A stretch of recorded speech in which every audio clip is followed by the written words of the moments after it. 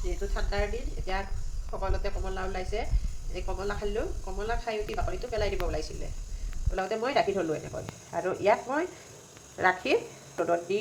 একেবাৰে কৰকৰীয়াকৈ শুকাই ল'ম কমলাৰ বাকলি শুকাই উঠি এয়া মই মিক্সিত পিচি লৈছোঁ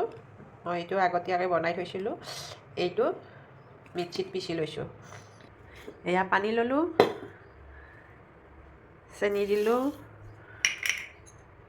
আৰু এয়া লাল চাহৰ জোখত চাহপাত দিলোঁ আৰু ইয়াতে এতিয়া এই যে পিচি লৈছিলোঁ কমলাৰ বাকলি তাৰে অকণমান পেলাই দিম বেছিকৈ নিদিওঁ বেছিকৈ দিলে ভাল নালাগিব অলপমান গোন্ধ ওলাকৈ দিম ইয়াক এতিয়া উতলাম দোকানত গৈ সকলোৱে খাই আদা দিয়া চাহ মছলা চাহ লেমন টি আজি মই বনাইছোঁ অৰেঞ্জ টি দোকানত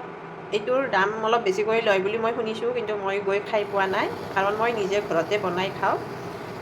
যোনে খাই সিয়ে জানিব আৰু এইটো খাব পাৰিলে শৰীৰৰ কাৰণেও ভাল যিহেতু এইটো কমলা ভিটামিন চি যথেষ্ট পৰিমাণে থাকে আৰু মই এই চাহটো ৰাতিপুৱা এনেকৈ এক কাপ খাই লওঁ মোৰ লগত মোৰ ল'ৰায়ো খায় তাৰো এইটো একেবাৰে ফেভৰেট হয় আপোনালোকে ট্ৰাই কৰি চাব এবাৰ এনেকৈ খৰচ নোহোৱাকৈয়ে ঘৰতে অৰেঞ্জ টি খাব পাৰিব এয়া মোৰ অৰেঞ্জ টি হৈ গ'ল এয়া মই পিঠাৰ লগত লৈছোঁ আৰু এতিয়া মই অৰেঞ্জ টি খাওঁ আপোনালোকেও ঘৰত ট্ৰাই কৰিব কেনেকুৱা লাগে মোক কমেণ্টত জনাব আজিলৈ আহিছোঁ বাই বাই